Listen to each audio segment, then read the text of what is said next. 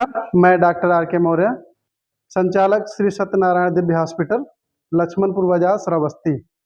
आज के वीडियो में मैं अपने स्टाफ को, सभी को और जितने भी इस चैनल के माध्यम से हमारे वीडियो देख रहे हैं, आप लोग देखेंगे और मैं बताऊंगा, जानकारी दूंगा कि इंजेक्शन लगाने से लेकर के और आईवी फ्लूइड लगाने तक की क्या क्या परेशानी, क्या क्या सावधानियां हमको बरतनी चाहिए, जिससे कोई दूसरा मरीज हमारा इन्फेक्टेड ना हो। ये सीजर आया है और सीजर से हमको इसको खोलना है, लेकिन इससे पहले एक सावधानी और बरतनी है कि सीजर को हमको सबसे पहले क्या करना है, स्प्रीड करना है। इसको स्प्रीड कर देंगे, क्योंकि अगर कोई बैक्टीरिया हो, इसमें कोई इन्फेक्शन हो तो इन्फेक्शन ना हो। अब इसको हमको सीजर से ओपन करना है। सीजर से ओपन कर दिए, सीजर को उठा के रख दिए, उसके बाद में इसको हमको भरना है। इसको ऐसे भरना है इंजेक्शन को कि ये जो निडल है ये ऊपर टच ना हो, क्योंकि ये तो फिलहाल नहीं डायरेक्ट लगेगा। जो दूसरी निडल होती है पतली वाली, वो डायरेक्ट लगती है, और जब ऊपर टच हो जाती है तो इसका जो अंदर का जो नोक होता है वो कई बार मर जाता है। इसकी वजह से मरीज को जब इंजेक्शन लगाते हैं तो उस इंजेक्शन लगाने में दर्द होता है, कई बार उनको इन्फेक्शन हो जाता है। इसको लगा ले लिए, इसके बाद में भर लिए। कई बार क्या होता है, कुछ लोग ऐसे करके इसमें जो इंजेक्शन जो अंदर से दवाई बाहर निकलता है, इसको हाथ से ऐसे पोंछ देते हैं। तो इसमें हाथ नहीं टच करना है, हाथ से नहीं लगाना है। अब ये हो गया, कोई दूसरी निडल लगाना है। दूसरी निडल जो पतली निडल है, पतली निडल लगाना है, तो इसे हमको इसमें ही लगाना है। इसको ऐसे खोल देना है और इसको भी नहीं टच करना है, बिना टच किए। ये है, फिर इसको हमको खोलना है। ऐसे खोलने के बाद में इसको ऐसे टच करना है। टच करने के बाद में बंद कर दो। देखिए, हमने इसमें पतला वाला नीडल लगा लिया। पतले वाली नीडल से हमको इंजेक्शन देना है। तो इंजेक्शन देने से पहले क्या करते हैं, पहले इसको कॉटन से वॉश करते हैं। कॉटन लिया,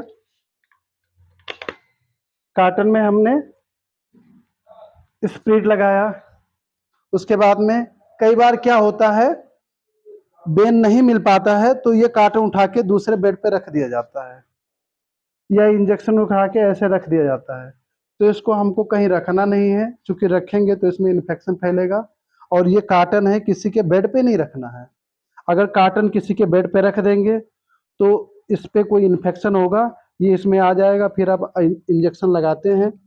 इंजेक्शन लगाने के बाद में जब हम इंजेक्ट करते हैं तो ये जा करके अंदर जाता है, इसी के थ्रू इन्फेक्शन चला जाएगा। और कुछ लोग ऐसे करते हैं, पहले स्प्लिट ऐसे करेंगे, उसके बाद में फिर इस पे ऐसे हाथ मारेंगे। कोई मतलब नहीं है उसका। आपका जितना भी हाइजीन है, साफ सफाई है, सब बेकार हो गया। सबसे पहले आपको पकड़ लेना है, बेन आपको निकाल लेना है। ऐसे देखो, जैसे इसको मैंने पकड़ लिया यहाँ पे और इसको बेन निकाल लिया। उसके बाद में हमको स्पीड लगाना है, फिर हमको इंजेक्शन लगाना है। ठीक है, क्योंकि इसको पकड़ने के बाद में या फिर हाथ लगाने के बाद में इसको हाथ से कर देंगे तो जो हाथ में इन्फेक्शन होगा वो उसी में चला जाएगा, उसका कोई मतलब नहीं रह जाएगा। इसलिए ऐसा नहीं करना है। दूसरी भी जो मुख्य बातें हैं, जो भी इंजेक्शन है, यदि इंजेक्शन में हमको लिखा है 10 ml डिल्यूट, यानी 10 ml डिल्यूट करके लगाना है, या किसी इंजेक्शन के साथ में 10 ml वाटर है, तो हम कोशिश करें वो 10 ml को 20 ml वाटर में घोल के लगाएं। इससे क्या होगा, हमारा फायदा होगा, मरीज का फायदा होगा। जब ज़्यादा पानी में डिल्यूशन करेंगे तो जो मरीज को इंजेक्शन लगेगा वो डायरेक्ट अटैक नहीं करेगा, स्लोली अटैक करेगा। मरीज को किसी प्रकार की कोई परेशानी नहीं आएगी, उसको उल्टी नहीं आएगी, उसको गर्मी नहीं लगेगा, उसको चक्कर नहीं आएगा। और अक्सर ये होता है कि जितना होता है उठा के तुरंत लगा दिया जाता है, तो मरीज को वॉमिटिंग होने लगता है, उल्टी होने लगता है, चक्कर आ जाता है, अंधेरा अंधेरा सा दिखता है, कुछ दिख नहीं रहा है। तो ये सावधानियां बहुत ज़रूरी है। किसी को इंजेक्शन लगाने वक्त ये सावधानियां हमको ज़रूर बरतनी चाहिए। जितने भी लोग देख रहे हैं वीडियो, मैं वीडियो के माध्यम से आप सभी लोगों को बताना चाहूँगा कि ये सावधानियां ज़रूर रखें, क्योंकि इससे इन्फेक्शन फैलता है। उसके बाद में ये जब इंजेक्शन लग जाए, इंजेक्शन लगने के बाद में इसका जो नीडल है, नीडल उठा करके तुरंत जो निडल डिस्चार्जर होता है उसी में उठा करके निडल को डिस्चार्ज कर लें। अलग ऐसे खुले स्थान पे ना रखें, नहीं कोई बच्चा उठा लेगा, कोई दूसरा उठा लेगा, हाथ पैर में कहीं लग जाएगा, किसी को कौन सी डिजीज है उससे हम परेशान हो जाएंगे। तो ये चीज बिल्कुल नहीं करना है। इसके बाद में हमारा नेक्स्ट स्टेप है आईवी फ्लूइड। जब हम बोतल लगाते हैं, ग्लूकोज लगाते हैं, तो सबसे पहले तो हमको कई बार क्या होता है कि मरीज आता है, मरीज की हिस्ट्री नहीं ली जाती है, मरीज को लूज मोशन हो गया, मरीज का मुंह सूख रहा है, उठा करके ड्रिप लगा दिए। सबसे पहले हमको मरीज की हिस्ट्री लेना है। पहले तुमको कभी कोई शुगर तो नहीं है, किसी प्रकार की कोई दवाई तो नहीं चल रही है, कोई लीवर किडनी तो नहीं गड़बड़ है, या कैसे क्या है, मरीज की हिस्ट्री थोड़ा सा पूछा जाता है। उसके बाद में उनको ट्रीटमेंट दिया जाता है। हम देखते हैं हमारे पास मरीज आते हैं जो ग्रामीण क्षेत्र से दवा करवाते हैं, फिर आते हैं और मरीज कहते हैं हमने बोतल लगवाया, हमको ठंड लगने लगा, हमारा सांस फूलने लगा, परेशानी होने लगा। उनको परेशानी यह होती है कि मरीज को चेक नहीं किया जाता है। मरीज का पता लगा डायबिटिक पेशेंट है, उसको उठा करके ड्रिप डीएनएस लगा दिया गया, आरएल लगा दिया गया, रिंगर लेक्टर, वो मरीज का शुगर बढ़ गया, मरीज और परेशान हो गया।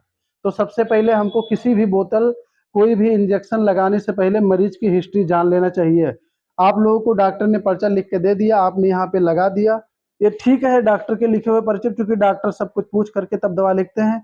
लेकिन आपका यह फर्ज बनता है मरीज से पूछना, चाचा कोई परेशानी तो नहीं, कोई दवाई तो नहीं चल रही है। इससे आप लोगों को नॉलेज मिलेगा कि मरीज को शुगर है तो डॉक्टर साहब ने ये दवा लिखा, अच्छा ठीक है इसलिए ये दवाई लिखा है। अब आते हैं ड्रिप लगाने से, हम ड्रिप लगाने के साथ हमको कौन कौन सी सावधानियां रखनी चाहिए। सबसे पहले देखिए अपना आईबी सेट है, आईबी सेट को हमको ऐसे खोलना है, ऐसे खोलना है, खोलने के साथ साथ में ऐसे खोलें।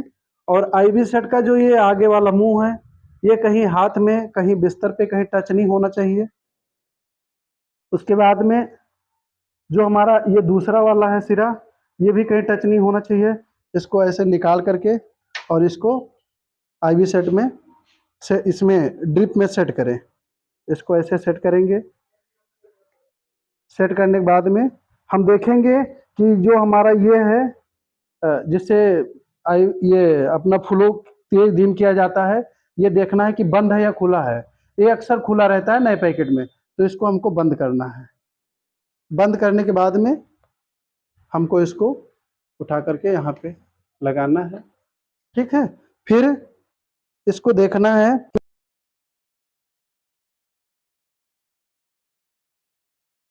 करेंगे करने के बाद यहाँ यहाँ पुश नहीं कर, यहाँ पे अगर वाटर नहीं रहे, फ्लूइड रहेगा, तो हमको जब बूंद गिरेगा नहीं चलेगा, डायरेक्ट यहाँ पाइप में आ जाएगा। तो सबसे पहले यहाँ पे थोड़ा सा पीएंगे तो यहाँ पे आके भर जाएगा।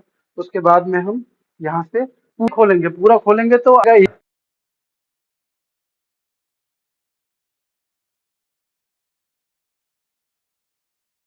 जब एयर पूरा निकल गया है, उसके बाद में हमको आईवी कैनुला से इसको टच करना है। क्या हुआ होता है कई बार, इसको उठाए हमने ऐसे बिस्तर पे रख दिया दूसरे पे, उसके बाद में फिर उसका ढक्कन खोलने लगे। तो इसको जब हम दूसरे यहाँ पे रख दिया तो जो भी इसमें इन्फेक्शन बैक्टीरिया होगा वो इसमें चला जाएगा। तो इसको हमको कहीं पे टच नहीं करना है, कहीं पे किसी, अगर आपको नहीं मिल रहा है बेन तो आप इसको सीधा उठा करके इसमें लगा सकते हैं। फिर इसको आप ऐसे कर सकते हैं, यहाँ पे टांग सकते हैं, या फिर इसको उठा करके आप यहाँ कर सकते हैं। और इसमें हम लोग चूंकि बड़ा ड्रिप है, जब छोटा ड्रिप होता है तो जब तक हम ऊपर से एयर नहीं पास करेंगे, चूंकि हमारी जो हवा है, हवा की डेंसिटी ज़्यादा होती है, चूंकि जब तक यहाँ पे हम हवा नहीं पास करेंगे तब तक यहाँ फ्लूइड नहीं गिरेगा। तो जब इसको हम लगा देते हैं तो इसको उठा करके, सबसे सेफ है यहीं पे उठा करके लगा दिया जाए, ऐसे कर दिया जाएगा, ठीक है। फिर अपना यहाँ ढूंढ लो, ढक्कन खोल लो, उसके बाद में इसको उठा करके यहाँ से निकाल के इसको लगा दो।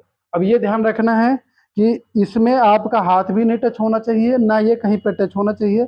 इसको खोल के हमारा आईवी कर्नल है, आईवी कर्नल लगा करके उसके बाद में फिर धीरे धीरे इसको खोल दें, ठीक है। इसके बाद में हमको एक परेशानियां देखने मिलती हैं कई बार, जब कैनुला जो वीगो होता है वो पहले से लगा होता है तो कई बार जाम हो जाता है, नहीं निकलता है। तो हम क्या करते हैं, जो रबड़ है, रबड़ के पास में हम ऐसे ऐसे करते हैं। इससे जो अगर अंदर का वीगो जाम है, ब्लड भरा हुआ है, तो ये यहीं से बाहर निकल जाता है या इधर से बाहर निकल जाता है, ठीक है। तो हमको ऐसे नहीं करना है। जहाँ पे आईवी कैनुला लगा है वहाँ से पीछे उसके हल्के हल्के हाथ से ऐसे ऐसे हमको करना है या ऐसे ऐसे कर देना है। चूंकि हल्का जब ऐसे रगड़ करेंगे तो वहाँ पे गर्मी लगेगा, गर्मी से ब्लड का फ्लो तेज होगा और ब्लड चलना शुरू हो जाएगा। तो इसलिए ऐसे कर देना चाहिए। जब इससे भी नहीं होता है तो नॉर्मल सलाइन भरना चाहिए, जिसको एनएस कहते हैं। एनएस भर करके सिलो सिलो पुश करना चाहिए, उसके बाद में फिर इसको लगा करके टच करना चाहिए। तो ये सारी सावधानियां हमको रखनी बहुत ज़रूरी है। इसके बाद में किसी भी मरीज को टच करने के बाद में या छूने के बाद में आप ये समझिए कि हमारे हाथों में इन्फेक्शन, कचरा, बैक्टीरिया लगा हुआ है। आप हमेशा ये जानिए, हमने इनको छू लिया है, अब हम किसी कहीं पैंट में या कहीं जेब में कहीं हाथ नहीं डाल सकते हैं। कब तक? जब तक हम हैंड वॉश नहीं करेंगे या सैनिटाइजर नहीं करेंगे। ये सभी के दिमाग में होना चाहिए कि हमारे हाथ में इन्फेक्शन, बैक्टीरिया लगा है।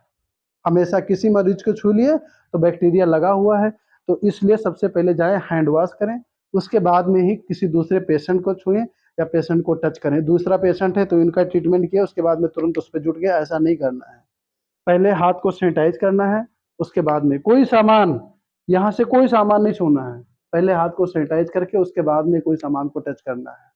ये बहुत ज़रूरी है, बहुत बचाव है, चूँकि इन्फेक्शन, वायरल फीवर इस टाइप बहुत तेज़ी से बढ़ रहा है, डेंगू बढ़ रहा है। तो इसमें अगर इस चीज़ को ध्यान नहीं देंगे तो हम लोग इसमें ग्रसित हो जाएँगे, हम लोग भी बीमार हो जाएँगे, इलाज करते-करते खुद ही बीमार हो जाएँगे।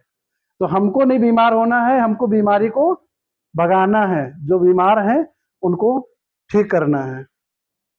और एक महत्वपूर्ण और जानकारी है, किसी भी मरीज को कोई भी इंजेक्शन लगाएं, कोई एंटीबायोटिक्स हो या एनाल्जेसिक हो, इंजेक्शन जब भी लगाएं तो स्लोली लगाएं, बहुत आराम से लगाएं। मरीज को यह न लगे कि तो पहुंचे फटाफट इंजेक्शन लगा के चले गए, मरीज को उल्टी आया तो वहाँ पता लगा डॉक्टर साहब उल्टी आ रहा है।